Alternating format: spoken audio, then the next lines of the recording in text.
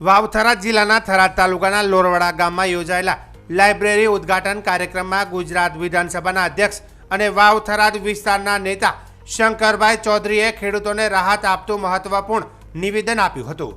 શંકરભાઈએ જણાવ્યું કે કમોસમી વરસાદ અને પૂરથી થયેલા ખેતીના નુકસાન માટે સરકારે ઐતિહાસિક નિર્ણય લીધો છે. હવે ખેતી નુકસાનની ભરપાઈ સાથે વધારાની સહાય પણ ખેડૂતોને આપવામાં આવશે. તેમણે ઉમેર્યું કે વાવ થરાદ વિસ્તાર સહિત સમગ્ર બનાસકાંઠા જિલ્લામાં મુખ્યમંત્રી, કૃષિ મંત્રી તથા તેઓ પોતે સ્થળ નિરીક્ષણ કરી ચૂક્યા છે. દરેક ગામમાં થયેલા નુકસાનનું મૂલ્યાંકન કરીને ખેડૂતોને યોગ્ય સહાય મળે તેની વ્યવસ્થા કરવામાં આવી છે. શંકરભાઈ ચૌધરીએ વધુમાં જણાવ્યું કે દરેક ગામની ગ્રામ પંચાયત અને વીસી દ્વારા આવતીકાલથી જ ઓનલાઈન ફોર્મ ભરવાનું કામ શરૂ થશે. ખેડૂતોને હવે ક્યાંય દોડધામ કરવાની જરૂર નથી. સહાય સીધા ખેડૂતોના ખાતામાં જમા થશે. સરકારના નિર્ણયથી વાવ થરાદ સુઈગામ સહિત બનાસકાંઠાના પૂર્વ વિસ્તારના કુલ 18 તાલુકાના ખેડૂતોને સીધી મદદ મળશે. શંકરભાઈએ કહ્યું કે આવતીકાલથી ફોર્મ ભરવાનું કામ શરૂ થશે અને આગામી 20 દિવસોમાં પણ ખેડૂતોના ખાતામાં સહાય જમા થશે. એક કામમાં ઉકેલ આવે. મારે આજે બીજી પણ એક જાણકારી તમને આપવી છે. આજે રાજ્ય સરકારે જે પૂર માટેનો જે નિર્ણય હતો, ખાસ કરીને મીડિયાના મિત્રો આવ્યા છે અને એ અત્યારે હવે આમાંથી ચાલશે ને પછી ટીવીમાં ચાલશે, તો એમને પણ મારે જાણકારી આપવી છે કે આજે રાજ્ય સરકારે જે આપણે નહીં પૂર આવ્યું તો આપણો ખેતીનો પાકને નુકસાન થયું, પાણી ભરાઈ ગયું તો એના માટે નુકસાન થયું અને એના માટે બે મોટા નિર્ણય કર્યા હતા રાજ્ય સરકારે. એક નિર્ણય એ કર્યો હતો કે જેટલું પાણી ભરાયું છે એનો કાયમી ઉકેલ કઈ રીતે થઈ શકે એના માટે 2500 કરોડ રૂપિયા, 2500 કરોડ રૂપિયાની પરમેનન્ટ એક યોજના કરવા માટેનો નિર્ણય રાજ્ય સરકારે કર્યો. તો એનું કામનું સર્વેનું કામ ચાલુ છે. પણ એક જાહેરાત એ કરી હતી કે ખેતીના પાકમાં જે નુકસાન થયું છે એમાં પણ ખેડૂતને મદદ કરવી. એટલે એની જાહેરાત દિવાળીના દિવસે કરી હતી. ચાલુ દિવસે મુખ્યમંત્રી શ્રી અને આખી સરકાર, જીતુભાઈ બધા હાજર રહીને એમણે આ નિર્ણય કર્યો.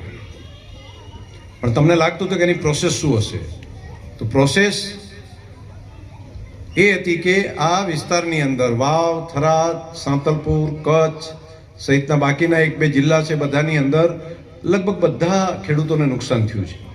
તો જો સર્વે કરવા બેસે તો એ પૂરું થાય એવું નહોતું. કેટલા ખેતરોમાં દરેક ખેતરે ક્યાંથી પહોંચે? તો એ ટાઈમે રાજ્ય સરકારે નિર્ણય કર્યો. મુખ્યમંત્રીશ્રીએ પોતે પણ આવીને હેલિકોપ્ટરમાં અમે બંને ફર્યા હતા, જોયું. લગભગ બધી જગ્યાએ નુકસાન અમે જોયું.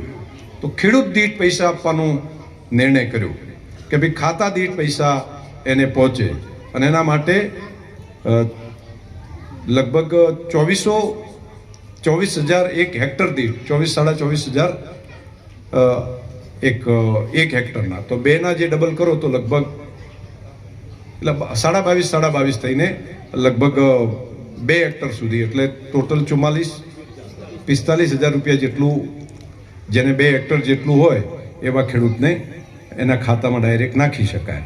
અને જેને દાડમ કે પપૈયા કે આવું જે કરેલું હોય એને પણ લગભગ 50,000 કરતાં વધારે એ જે પડી ગયા હોય તો એના માટે પણ આપવાનો નિર્ણય કર્યો.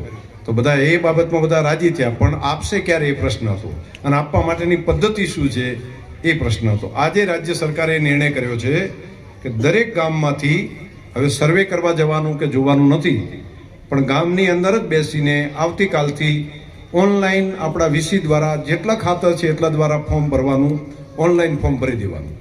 એટલે એને ફોર્મ કાગળ લઈને જવાની જરૂર નથી.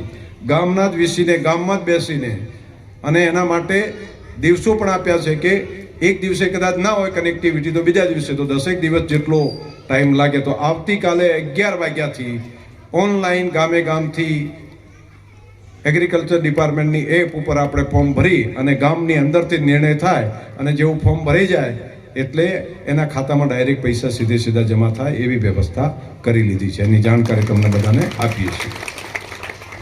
હવે એક પ્રશ્ન એની અંદર થશે કે ખાતું એક છે પણ માગવાવાળા 4 ભાઈ છે, ચારેય કહે છે કે ભાઈ મને હાલો એમ.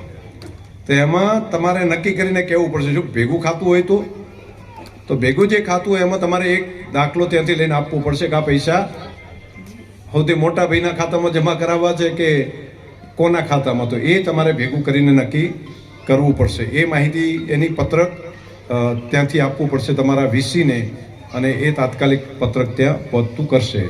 અને એ જે ફોર્મ તમે ભર્યું છે એનો 7/12નો દાખલો અને એની વિગત વીસી ત્યાં આગળ એગ્રીકલ્ચર ડિપાર્ટમેન્ટમાં તાકતાથી પહોંચી જશે અને આ આખી પ્રોસેસ 15 દિવસમાં પૂરી કરી દેવી અને જેમ જેમ ફોર્મ ભરાતા જાય એ પ્રમાણેના ખાતામાં પૈસા જમા થતા જાય એટલે કોઈ જગ્યાએ તમારે થરાદ સુધી પણ ધક્કો ખાવાની જરૂર નથી. એની જાણકારી આજે તમને બધાને આપું છું. ને આ કામ આવતીકાલે 11 વાગ્યાથી આ ફોર્મ ભરવાની પ્રક્રિયા ગામે ગામ ઓનલાઈન વીસી દ્વારા પંચાયત દ્વારા ચાલુ થશે. તો આ મારો સંદેશો પણ આજે તમને કહું છું અને અનેક લોકો સુધી દરેક જગ્યાએ વાવ થરાદ જિલ્લાની અંદર પણ પહોંચે, પાટણ જિલ્લાની અંદર પણ પહોંચે, બાકીના જિલ્લા સુધી પણ પહોંચે એની વાત કરું છું. મારે હમણાં જ હું આવ્યો એ પહેલાં